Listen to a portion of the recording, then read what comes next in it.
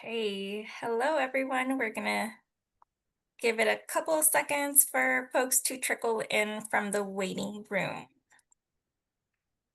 But good afternoon. Again, my name is Berenice Herrera Lopez, Operations and Programs Director with HIP. I'm really glad that you all could join us for today's Path Learning Circle. Our focus today will be really around working with children and youth in ECM. And we know it's right around lunchtime. So even though we'd love to see your faces, we understand if you're having cameras off to finish up your lunch. And we'd love to see you all engage throughout the session by using the chat or raise hand function to share thoughts, questions, or reflections as we go. So I'm really excited to have with us today Darlene Torres as our subject matter expert, really leading today's session in her role through Harmony Health Consulting. Darlene brings a wealth of experience supporting children, youth, and families in care coordination, and we will be guiding us through today's conversation. So with that, I'm going to go ahead and hand it over to Darlene so she can kick us off. Thank you, Darlene. No problem. Give me 1 second. Let me.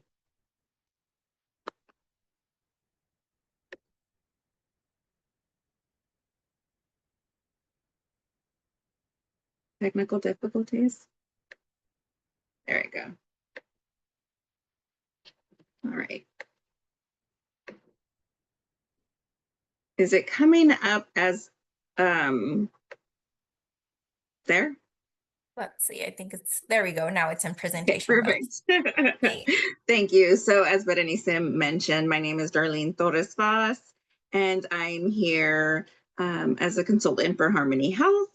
And I just wanted to welcome everyone and really just say that this presentation today is going to be complimentary to the October 24th DHCS public webinar.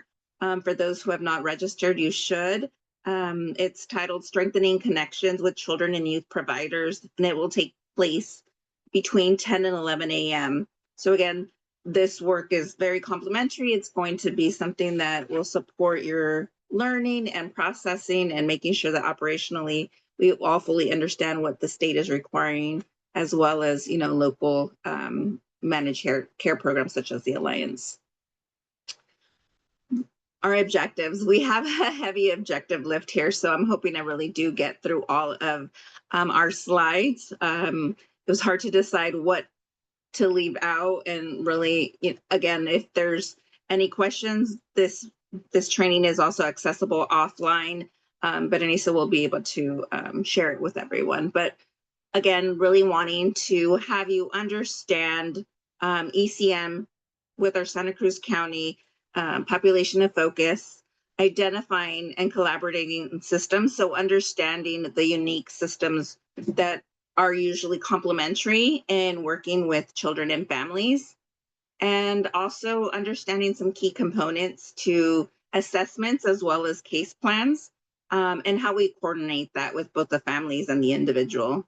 And then lastly, we want to make sure that we're leveraging some of our children's services and our community partners for that warm handoff that we often talk about. So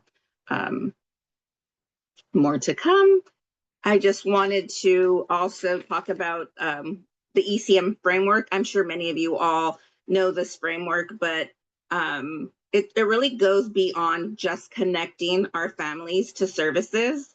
We're here to help navigate multiple systems.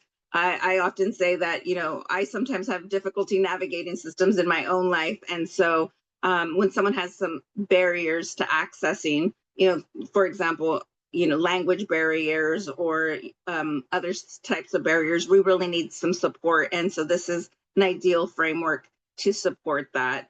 When we're talking about whole person care, it really is just not focusing on the youth or their diagnosis or a behavior, but really looking at the whole picture, their mental health, their family dynamics, their school life, housing, and even the safety of the community that they're living in, as well as their sense of belonging.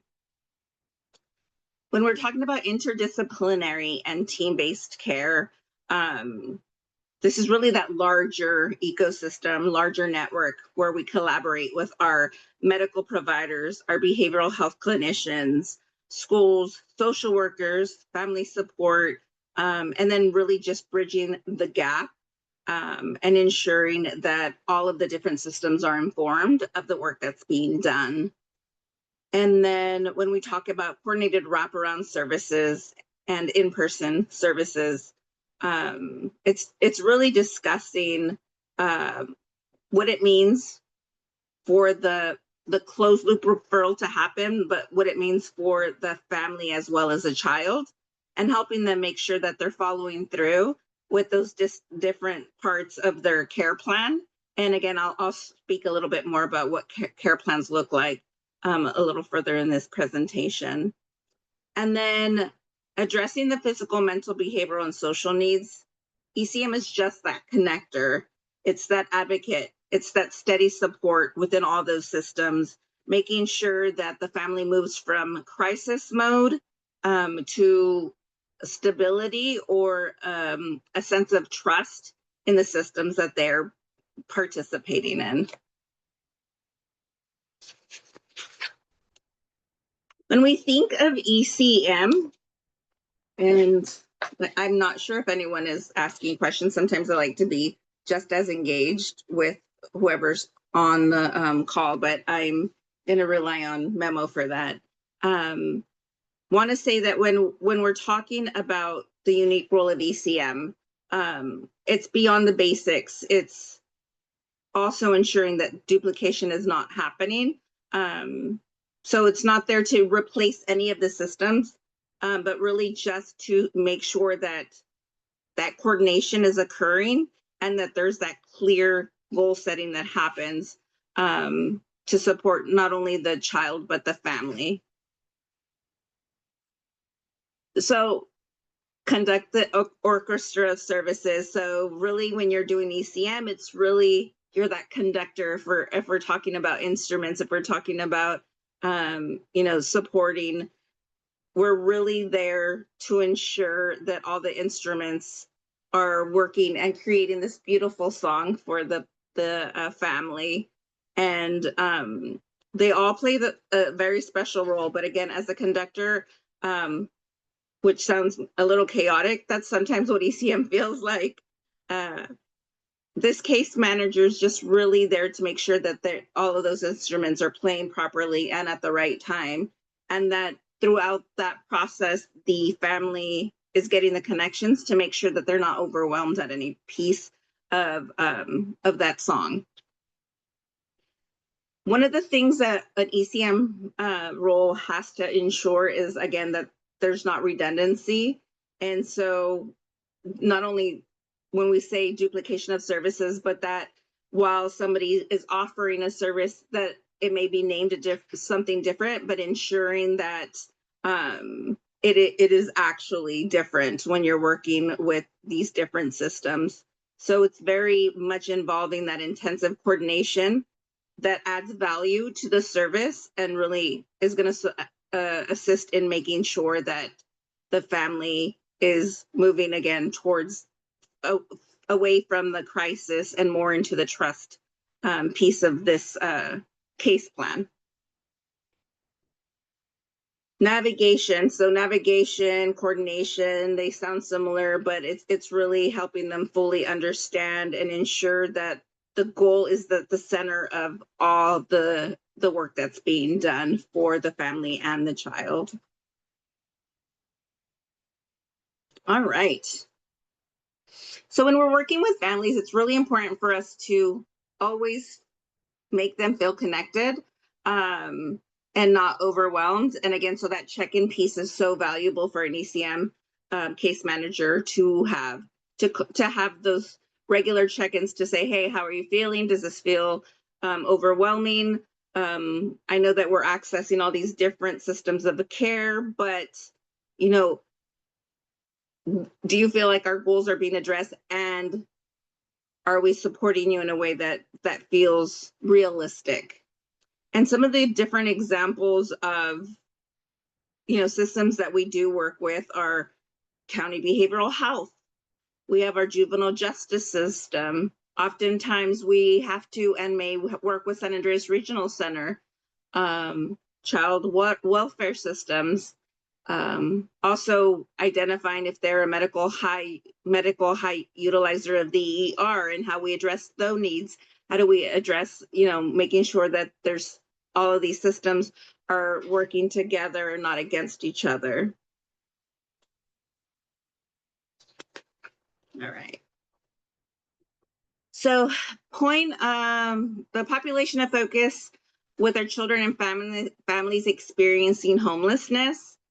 This also includes couch surfing. This includes staying with a relative, living in a motel or even a shelter. So sometimes, homelessness can mean different things for different agencies, but I just wanted to be clear in sharing that that is what the definition is when we're utilizing it with our children and family systems. These are youth that oftentimes fall through the cracks.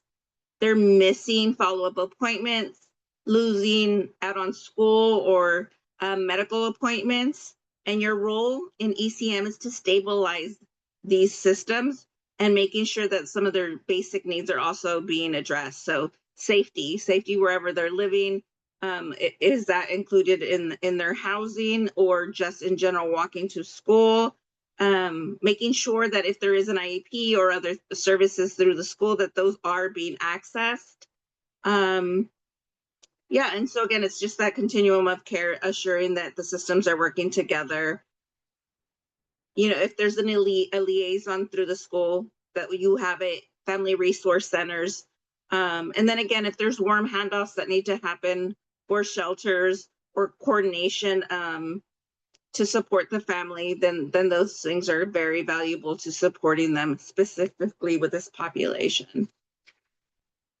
This, I don't want to read it. I wanted to point out that we do have a lot of great services, countywide.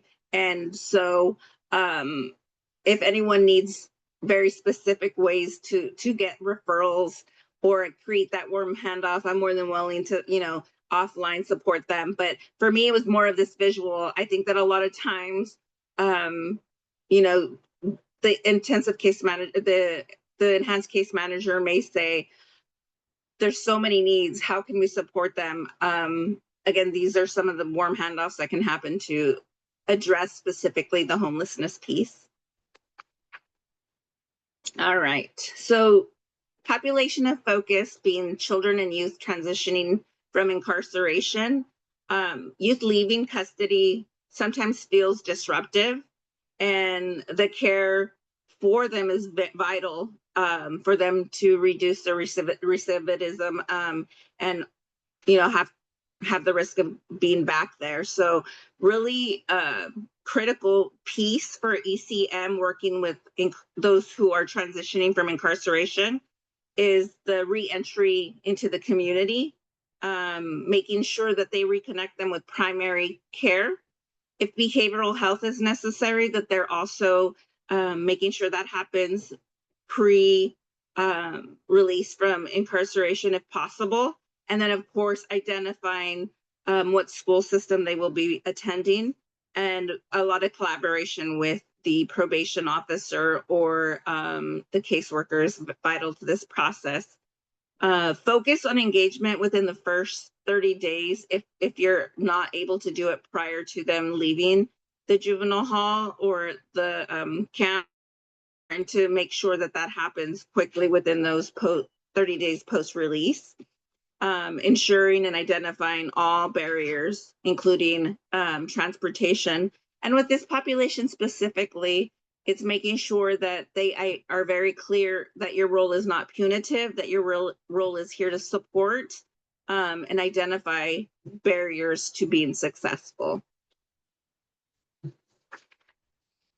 Again, tons of great resources. We have a very rich community when it comes to wanting to support our incarcerated population.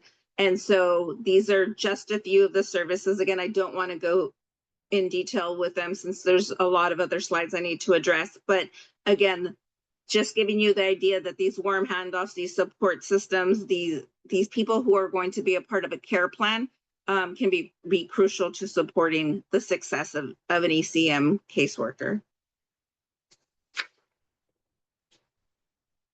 All right. So population of focus, children enrolled in CCS or CCS WCM. Tons of acronyms with an additional need beyond the CCS condition. All right. So it's important to remember, even reading this slide, sometimes someone would be like overwhelmed, but it's very different systems of care to support a patient, client, youth, family. And so really for us, it's identifying the young person might be involved in things such as county behavioral health and the juvenile system, as well as needing that connection with a primary care physician, again, San Andreas Regional Center. And they also may have an IEP or 504 services. And so making sure that we, as an ECM case manager, understand what all of those needs are, what is expected of those different plans, and how to create a system map or a case plan that's really clear and helps navigate through the broader plans and make sure that they're successful. There's this coordination piece that ties everything together, and so that's really what the ECM case manager must do here. And again, it's making sure that the communication is at a level that the family could understand. And also when working with the youth and the families, it's important to remember that while there's all these different kinds of case planning that is required, that larger case plan is focused on meeting the patient where they're at and breaking down all of those requirements and making it like a weekly plan or a daily plan, depending on what the needs are, so it's not feeling overwhelming for this specific population.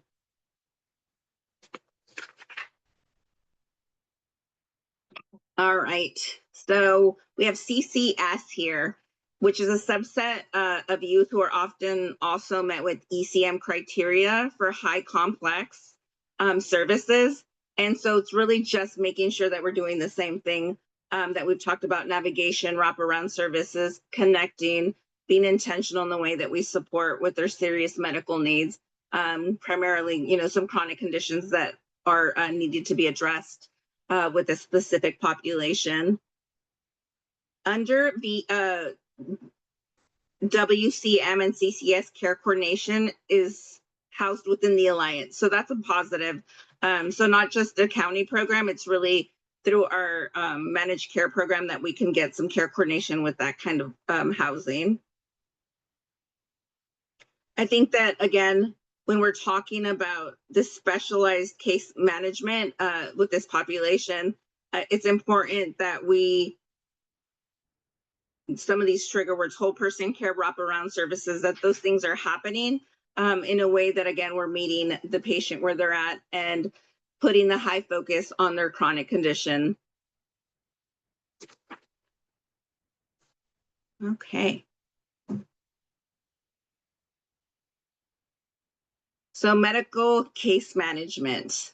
All right. So when we're talking about medical case management, it's really identifying who the case manager is, who the healthcare providers are, and creating a system that speaks to each other. And that's always difficult, especially when we can't get a provider to support or attend some of these meetings, but really making sure that at some point we are doing those kinds of appointments, talking to the providers, making sure that there's a clear understanding of their medical plan as well as some of their other social care plans. So addressing the educational and community resources that support them.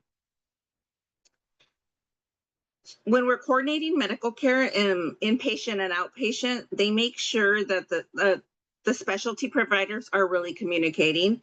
So ECM is really that complementary piece. I think that this is when we talk about, the ability to be able to maybe even attend medical appointments to help support the family when they're talking to the provider and ensuring that all of their concerns are being addressed in their visits.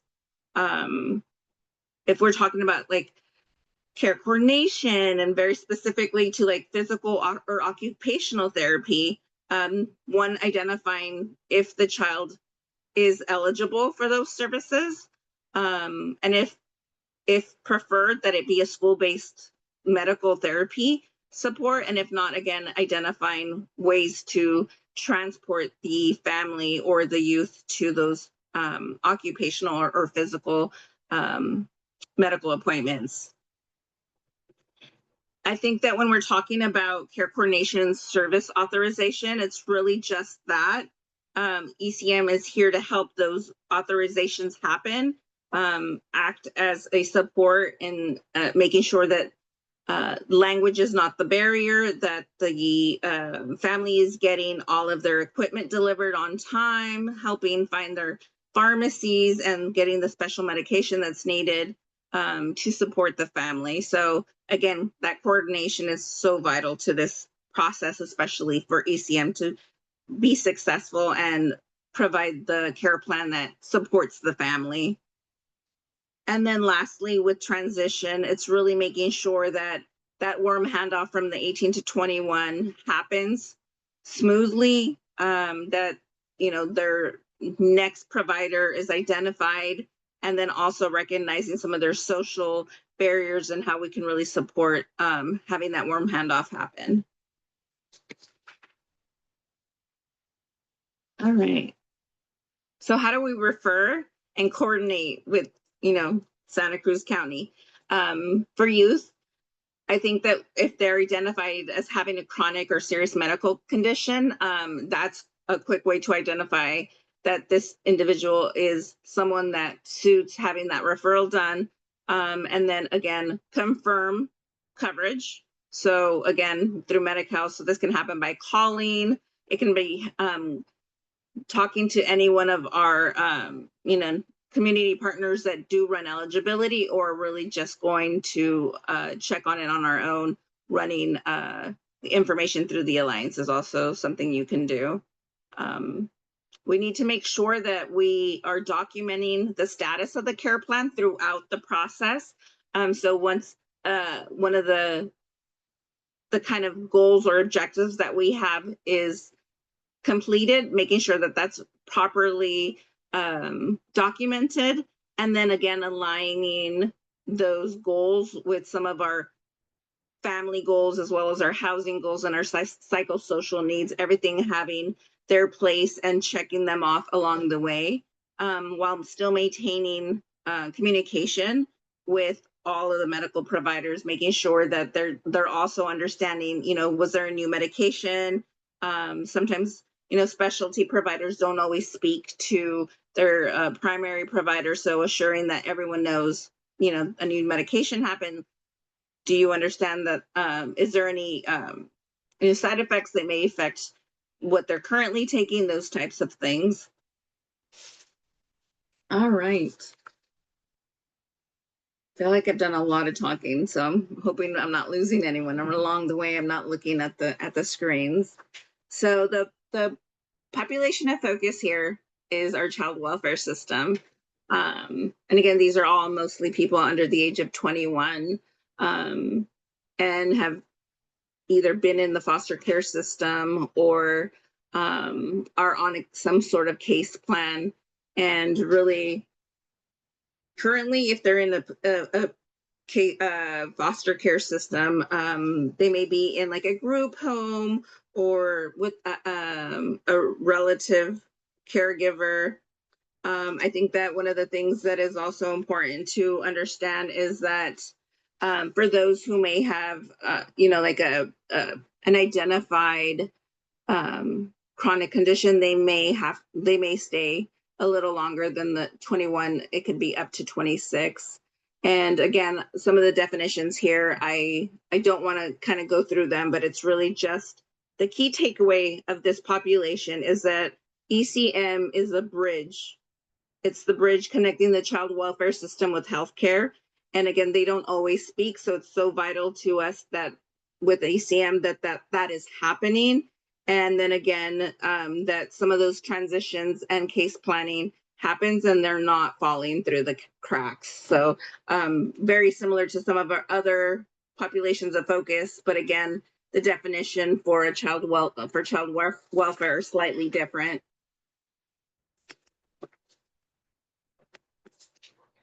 Okay. So this slide really is just wanting to show the different components of the child welfare system, from crisis response all the way through long-term support and transition into adulthood. ECM case managers, really your role is to take over the child welfare, what child welfare has already been doing, which is understanding the family in this process and coordinating effectively and filling those gaps. These key parts are the emergency response team. So this first point of contact with CPS is important for the intensive case manager to step in, understand what the reports were, kind of really get an understanding of the family dynamic, and really ensuring that the caregivers are identified, ensuring that behavioral health is being provided and who those systems are, and then making sure that some of their basic needs are being addressed, in addition to the work that the CPS worker is doing. When we are in family maintenance, these are families where children remain in the home, but are receiving in-home support to stabilize of a specific situation. So ECM is really here to coordinate community supports like therapy, parenting programs, school connections, but again, a vital piece is also that the medical piece and ensuring that they're getting their medical needs addressed. Out of home, again, these are those who are foster, kinship, group home placements. And it's really similar in what the work we're doing and along this entire list of the system itself. And then again, I think that it's vital and it's such a great service to really work with CASAs. So enhanced case managers really focusing on having that court-appointed advocate there to really support the family and make sure that they're also part of this case plan. So I don't know if anyone has any questions about any of that. Nothing has come up yet in the chat, Darlene, so good to go. Okay. Normally I try to get really engaging, but I know there's so much to go through. I want to talk a little bit about our population of focus, servicing those who are wanting to avoid the ED and maybe identified as being someone who often uses that as their primary care. So really these are children who are identified as being frequent flyers, as the term goes, but people who go to the ED instead of going to their primary provider for things such as asthma, diabetes, behavioral health, or just general medical complex care.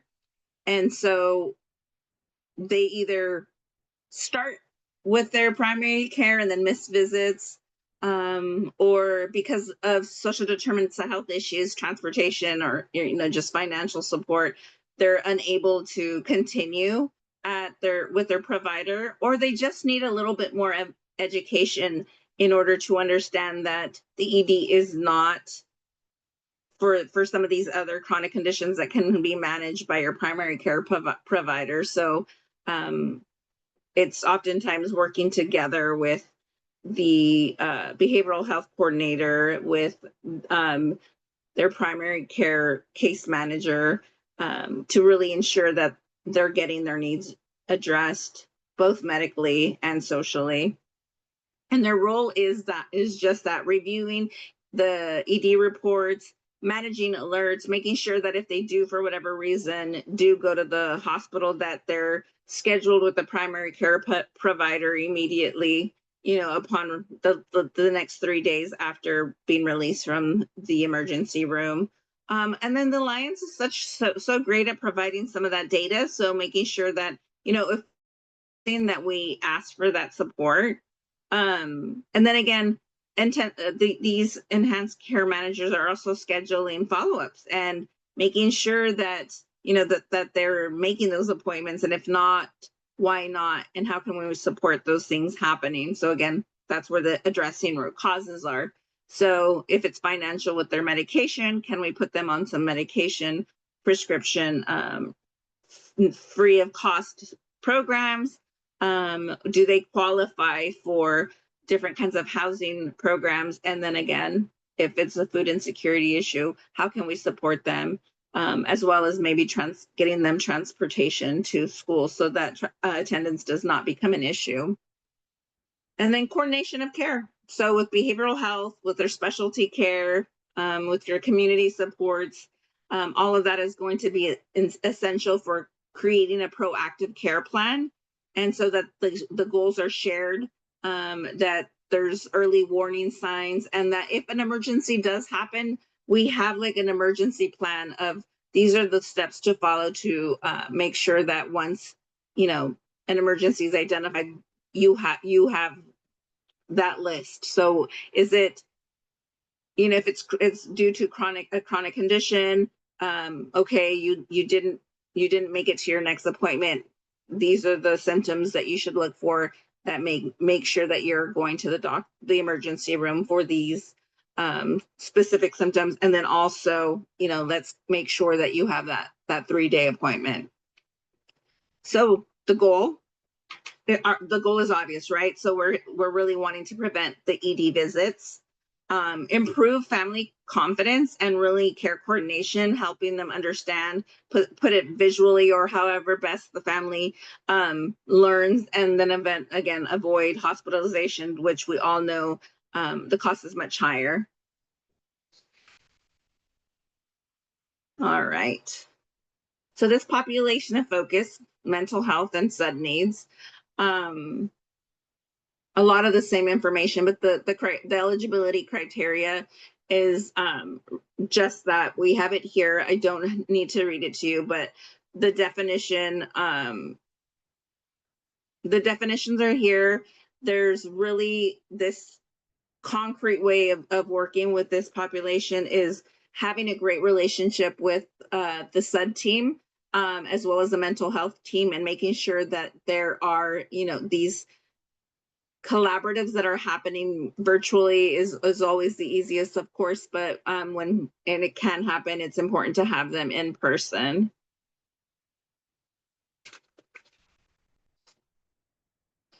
So as for the formal definition of IDD, intellectual or developmentally disabled, examples of this are autism, cerebral palsy, Down syndrome, global developmental delay. ECM eligibility extends to this population, who also meet one of the other areas of focus. So if you have an IDD diagnosis, as well as either being a high risk of being a high utilizer of the ED, or experiencing homeless, or transitioning from child welfare system, or have a serious mental illness or substance abuse, or identified as having a high medical complex care program, then those are the reasons why we would be working with this population specifically. So what I'm trying to emphasize here is that just having an IDD alone is not automatically a qualifier for ECM. They have to also have one of the other population of focuses identified to support this system. All right. So cross-system coordination for youth. Very similar to some of the other ones I spoke of, but really just identifying who the leading agency is. So is it the regional center? Is it behavioral health? And how can we align with their care plan while still supporting our families? And then again, um, collaboration, case conferences, warm handoff are so instrumental to working with this population. All right, so pregnancy, postpartum, and birth equity. So these are individuals who are pregnant or postpartum. And we've heard this many times, maternal health care bundles. And what does that look like? It can be different based on the different where they're getting their medical care at. So again, it can be a very robust program where they're identifying a lot of the different systems, social determinants of health, mental health, whatever the case may be, insurance, trauma informed care. And other agencies, they may not have all of that. So for ECM, it's really understanding, what systems are in place for that maternal health care bundle, and how we're supporting identifying the gaps, and access to, a respectful, safe, and quality care are so important. And again, making sure that if there's a unique risk due to stigma or lack of support, that those are identified, and that we're again providing a care plan that identifies those risks and how we could support them. So why do our youth need ECM support?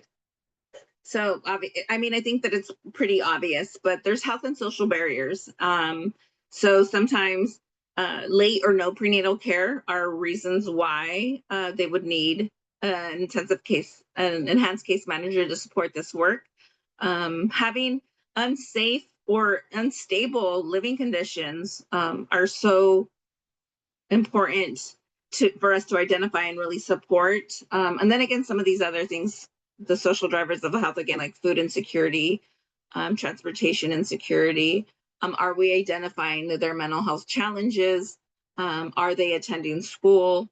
And are there language barriers that we could identify to support in making the patient, client, family successful in their case plan? All right. So we have some really great partners locally. So obviously we have WIC, we have CalFresh. There's really great resources through the schools, education continuity, childcare access. We have Raíces con Cariños, who are amazing. We have Black Infant Health, Familias en Acción, really great community partners that also work with the peer support model. And then again, we really have an integrative medical system that does try to work with those warm handoffs. But ECM, their lens would really be about making sure their assessments are being completed, sharing their care plans with the OB, behavioral health team, and if they have a PEDS provider, also making sure they're a part of the case plan, and ensuring that some of the screening tools are being supported, as well as having those documentation checklists, making sure that they are being safely transitioned to some of these other programs while still having a successful relationship with all of the different partner agencies. ECM, I really feel the backbone of this work is done through being a cross collaborator.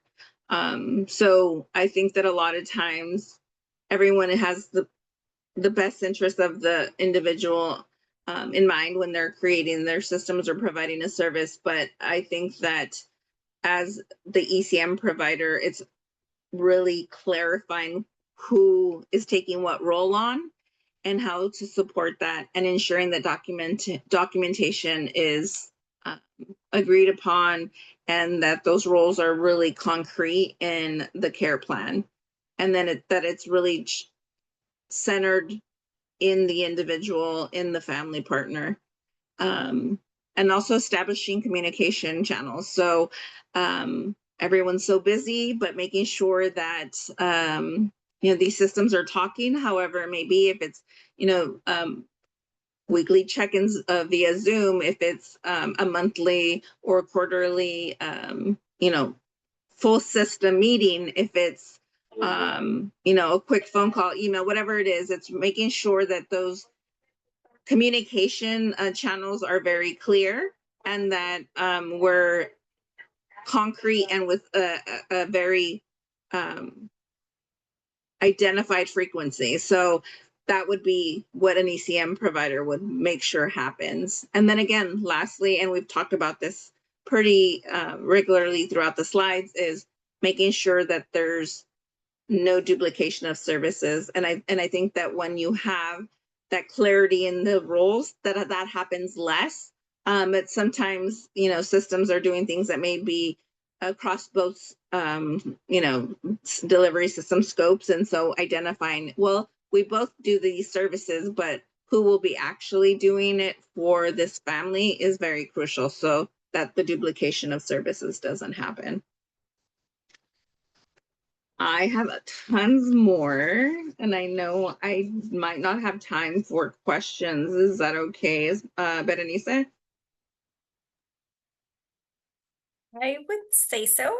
I Okay, haven't just want to seen make anything sure. come in chat yet, but maybe it's good to do a quick pulse check. So I'll give it about 10 seconds. And if folks do have questions so far, if you could raise your hand or drop in the chat.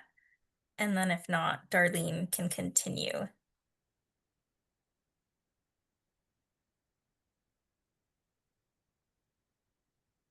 And hi, Lindsay. It's good to see you on camera. There you are. Hi, Go Lindsay. ahead. I was like, where's the raised hand? No, I really appreciate the presentation. I've asked a couple times for something similar, so I'm really glad to see the presentation happening. So thank you for that. Because yeah, we work with adults, and so always have been curious and interested in what doing ECM with the children's population would look like. So this is super thorough and really useful. So thank you. And thank you. I appreciate that it's useful. Again, you will be getting all of these slides with my talking notes in them. So I hope that if someone has a question and just, hasn't been able to raise their hand, that after reviewing the presentation, if something comes up, we can connect after, or that my talking points would answer a question that they had. Thank you, Lindsay. All right, so I'll move forward. I know this is a lot. I hope it's not losing your interest, but ECM eligibility screening. So identifying is very critical, right? And so referrals come from multiple sources. A lot of times it's from an internal provider or a school, a hospital, maybe even a managed care plan, or a community partner. So however that referral happens, we really start by reviewing who the member is and why. And we really want to make sure that we're addressing their acuity or their urgency for services. So if it looks like it's a patient that needs to be called immediately, then that we make sure that happens. And then again, recognizing that there needs to be a closed loop from whatever provider or where that referral came from, so they know whether or not you're accepting that patient into ECM, that youth into ECM is very critical, so that continues to support that partnership between you and the referring agency. Obviously, eligibility is one of the things that also has to be run. So running eligibility, or if you're an agency that doesn't have the ability to run eligibility, that you're connecting with Central Coast Alliance for Health to ensure that they did qualify and that they are able to receive ECM services. Once that's done, it's just really important for you to identify the different services and agencies that are working with this individual. And sometimes the individual may not know who they are. They may know their name, or, oh, I talked to so-and-so, but I don't have any clue what agency that is. So it's really going to be putting a puzzle together and ensuring that duplication is not happening with that individual. And then again, identifying what bucket, what ECM population of focus do they qualify for. As we went through this slide, you saw that there was various populations of focus. So just really identifying where they're at and how you will be supporting them. So I think that when you're at that point, you're like, okay, so if there's a chronic condition, obviously we're going to review their medical records so that we have an understanding of everything from medication that they're taking, what are their diagnoses, how can we identify different resources that they may not be receiving, but they would benefit from. So having to review those charts, understand, you know, the hospitalizations, whatever the case may be, understand the whys are very important to this process. And then again, making sure that all the screening tools are done. The Central Coast Alliance Route has a list, and we can support you in future trainings with some of those and how to complete them. That consent forms are complete. And then really that documentation to support the different resources that will be provided. And then again, making sure when you're screening that those outcomes are clear and they support the case planning piece that every other agency will also be a part of in supporting the success of that individual. All right. Outreach and engagement. I mean, this means so much and so many different definitions to our community. And really, when we're talking about ECM, it's just being proactive and identifying and connecting the student or the patient to all social drivers of the health support. And these are the things that we could quickly help the family with that will get us that trust in the relationship is and establishing the rapport, because these are the things that they have been stressing about. And then again, seeing that we're able to support them in that is going to create that trust. And then we're really, and working with this population, always meeting them where they're at, making sure that we're utilizing trauma-informed care and being culturally responsive in our communication, as well as addressing language barriers if that is the case. And then introducing them to what it means to be a part of ECM, so that there's also that buy-in.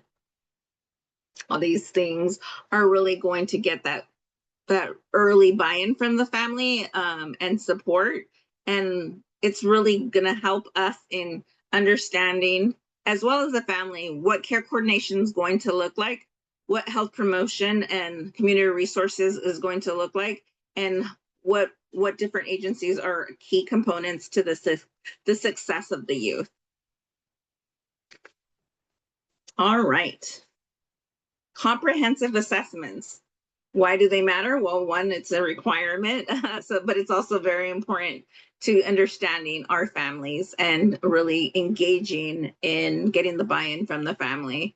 It's really going to serve as that foundational piece to our care plan, and making sure that we're collaborating in a way that's person focused, while including some of our other partners in this work. Again, when we're talking about key objectives, we want the youth, the family, to understand how important health is, how important their behavioral health is, as well as the social needs, and really being that connector of all those pieces, while identifying barriers to things such as transportation, medical, medication adherence, housing instability, and maybe some school challenges, how we really support them in connecting those pieces together. I think that with best practices, we need to conduct the assessment with the individual in person. I mean, these tools could be done virtually or over the phone, but I think that doing these tools in person is very important to this work.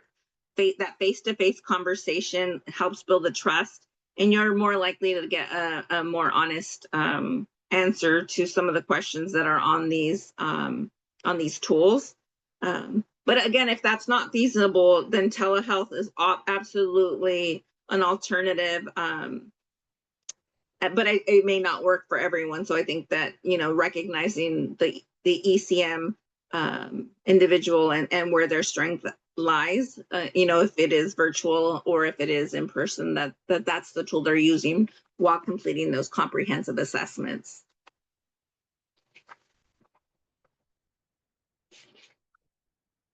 All right. So the components to the comprehensive assessment, they're all here. But it's really identifying their social determinants of health needs. It's identifying, their health history, their physical history, their daily functioning and cognitive status. Again, like, are they currently involved in different programs within the school? Or community partners, who are their natural support systems? And are we doing this in a way that's cultural and linguistically to the need of the individual? Are we addressing vision, hearing, and communication preferences? And really just making sure that this is truly a comprehensive way of assessing the individual and the family. All right, so why do we do a care plan? What's the goal? What does it look like? Again, we will be doing some more training, future trainings on very specific kind of examples of care plans, but for the sake of this training, it's really this comprehensive tool that supports the individual in identifying their strengths, their risks, their needs, goals, and preferences. This really also includes, how many contacts should we have, on a monthly basis versus a weekly basis, and really how to support them with their care coordination across all sectors, and ensuring that both clinical and non-clinical support are on the same page and really understand what the care plan looks like. It's important to have some measurable examples in that care plan, so that we're able to realistically create some successful weekly, monthly ways of supporting that client, patient, youth. So it should be created within the first 60 days. That's a standard Central Coast Alliance for Health standard. It's a requirement for us to have it done within the first 60 days of enrollment. It does need to be collaborative. And so what that means is having the student, having caregivers, and having other CBOs that are involved in this, patient, clients, health and success, that they're also giving some feedback. And then that we're reassessing and providing, again, those measurable ways of supporting and identifying success for that youth. All right. So as we wrap up today, I hope I get this done in the next minute. If not, we might go a minute or two past. ECM is about seeing the whole child in the family. So not just the condition or the crisis, but the entire family. And you're really here, ECM's role to coordinate, connect, and empower. So bridging systems and helping provide navigation for complex care. Every outreach, every assessment, every care plan builds towards stability, trust, and really improving health outcomes. And you're the collaborator across schools, across behavioral health, across community partners to make sure that this youth is not falling through the cracks. That this is all done in a way that feels compassionate and consistent for the youth or the family. I think that those are very important tools for someone who's an ECM provider, is compassion and consistency.